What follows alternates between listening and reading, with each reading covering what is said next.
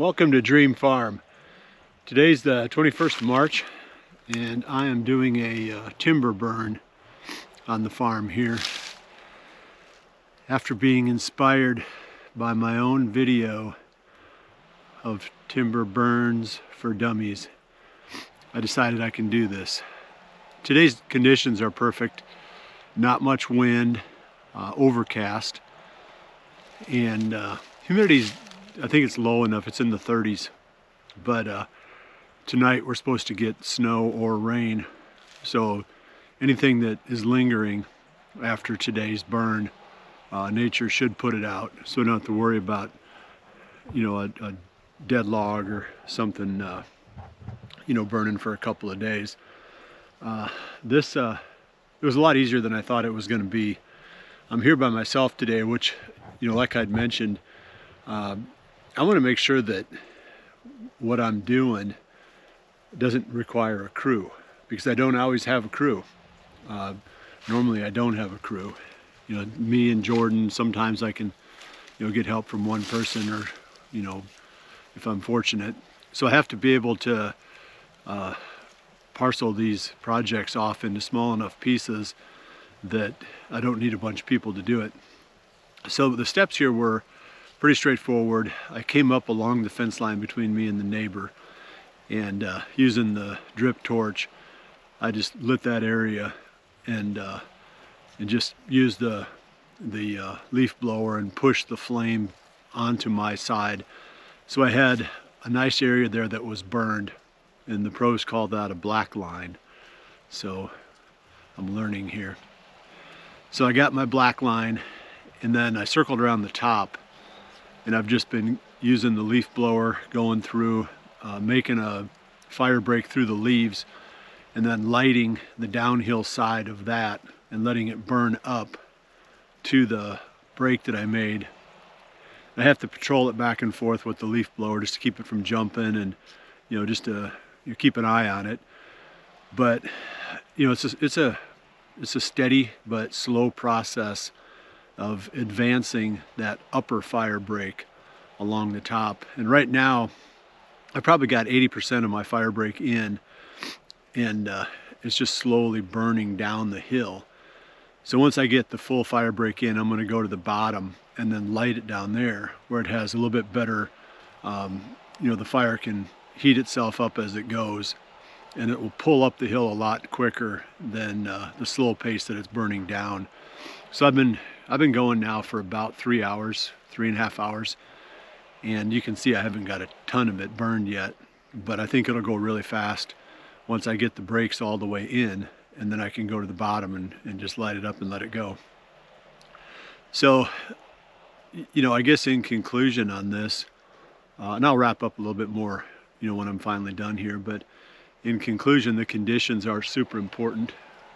I got to keep looking over my shoulder to make sure I don't have anything escaping me, but it's been a really timid fire, and like I said, the conditions really are the reason for that. I don't use a lot of equipment. I don't have much. All I've got here is just a drip torch and a leaf blower, and that's been enough. I brought my chainsaw and all my other gear just in case something came up or I had to move a log or something. But even at that, even the dry logs, they're burning, but there's not much wind, so they're not throwing embers. It's pretty easy conditions for a one-man burn. So I'm gonna do a little bit more work here, get this bottom or the top part burned down a little ways, and then I'll start on the bottom, and then I'll show you again what it looks like when it's burning from the bottom up. Right now it's burning from the top down. It's going really slow. Dream Farm is brought to you by Whitetail Institute Food Plot Blends, Hunt Stand Pro Whitetail app, Hoyt Archery, Wildlife Farming, and PH Outdoors. Well, my fire is pretty much done.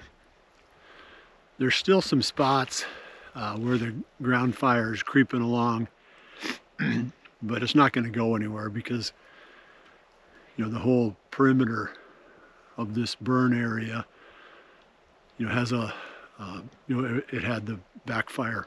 So there's no fuel. So even though it's the end of the day and it's going to get dark here in probably about 45 minutes, I'm not worried about it getting away because it can't go anywhere. Plus there's, gosh, I don't know how many dozens of dead logs that are still burning. About the only thing out there other than that couple of lines creeping up the hill are dead logs burning. It was amazing how quickly they torched up.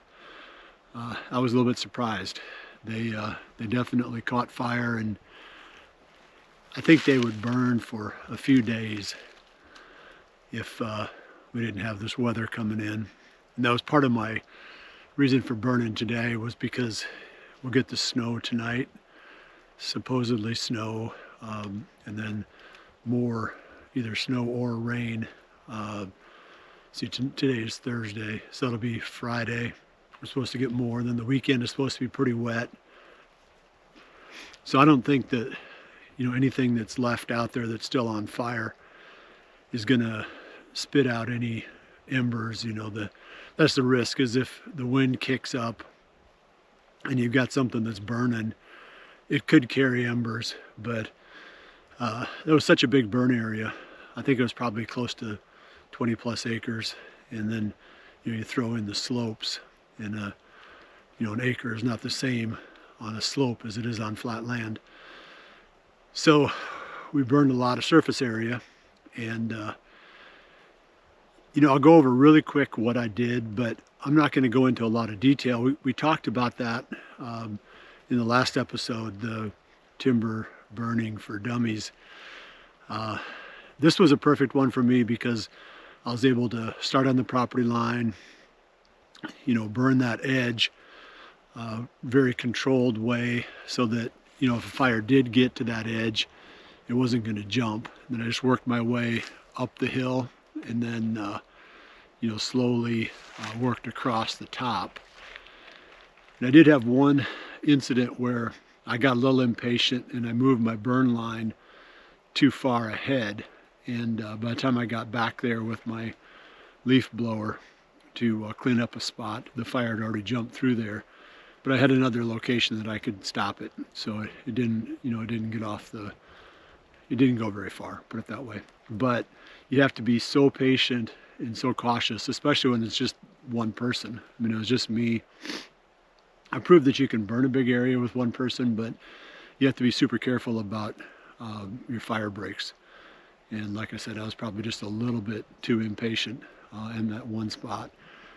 It doesn't take very many mistakes, and you can pay a pretty big price with the fire getting away. So you just got to be, I just have to do a better job of being patient, going slow when I'm making my fire breaks. And then once I got the back burn coming down the hill, that would have done just fine, except it was moving too slow, and it was never going to get to the bottom before the weather set in. Some of the experts say that a back burn is better because it burns longer. The heat is more in contact with let's say the prickly ash and the Japanese barberry and whatever else you're trying to kill out. It's in contact with the small vegetation longer, so it can fry those outer layers of the trunks of those little trees and those I guess you call them not trees, but shrubs or bushes that I'm trying to get rid of. But I backburned it for a ways, and then I just went to the bottom and just lit it up, and boy, I'll tell you what, it torched. That was an eye-opener. Once it started going up the hill with all those leaves, my jaw just dropped, and I'm like thinking, what did I do? But it ran up and met the area that was back burning, and it settled down. But there were a couple of dead trees that still had branches and leaves that were laying on the ground, and they went up like just it was crazy. There was like it was made out of straw or something, just torched. So I've got a couple little spots here behind me that I'm watching. You probably can't see them very well, but the fire's still creeping up, and I'm going to watch these until dark, and then I'll probably throw the drone up and take another look. But anyway, we got this one done, and I've never done an area like this before. So it'll be really interesting to see what this is. You know, we really need to see what comes in here, what takes place. You know, everybody talks about fire, and I have not done much of it. You know, just never got good enough at it. But I want to see what happens here, because unless something really good happens, I'm not going to do a bunch of this. I'll be honest with you. It's pretty stressful. It's a lot of work. I've been at it now for 12 hours, and I think if you had a crew, if you had several people, I think it'd be a lot easier, because you could move faster, especially when you're making your fire breaks. You know, because I'd have to, you know, blow ahead a little ways and then drop my burn line and then monitor that to make sure it didn't go across the little fire break that I made with the leaf blower. Then I'd, you know, keep repeating that. I'd do, you know, like 50 to 100 yards at a time. Well, you know, it takes a long time to circle around and you know, get all of that going. So learned a few lessons. If I can do this, anybody can do it. It's kind of like the old apple grafting thing that I was doing on the dream farm. If I can graft an apple tree, and we'll see. The jury's still out if I did it successfully. But so if I can burn, you can too. You just have to be patient. You got to have a plan, and I think the best thing to do is start small. So that's going to wrap this one up. I'll be happy when I can get back down to the living quarters there and throw a frozen pizza in the oven, because I am starving. So I appreciate you joining me. We'll see you right back here again soon for the next episode of Dream Farm. And remember to always dream big.